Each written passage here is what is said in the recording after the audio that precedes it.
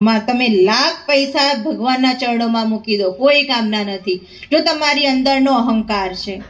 પણ ભગવાનને મોંના ખાલી બે મીઠા બોલ બોલી લો, અશ્રુ વહાવી લો ને, એ તમારા કરોડો એમના આગળ મૂકેલા બરાબર છે.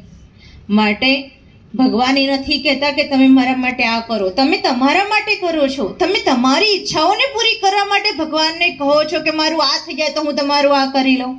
ભગવાન નથી કહેતા. ભગવાન તો બસ પ્રેમ ચાહે છે કે બસ તું મને પ્રેમ કર, તારું જીવન તો હું ચલાવી દઈશ. તું કેમ આ માયા પાછળ ભાગે છે? માટે આ વસ્તુને અંદરથી વિચારો, સમજો કે જીવન છે શું, અને જીવનને સાર્થક બનાવવાનો પ્રયત્ન કરો. જીવ માત્ર કર્મ કર્યા વગર નથી રહેતો. જીવ માત્રને કર્મ કરવું જ પડે છે. તો પછી કર્મ એવા જ કરીએ ને કે જે ભગવાન સુધી લઈ જાય આપણને, જે ભગવાન પ્રાપ્ત કરાવે, જે ભગવત્તા પ્રાપ્ત કરાવે, જે ભગવાનની નજીક લઈ જાય એવા જ કર્મ કરો. કેમ વ્યર્થના કાર્યો કરવા?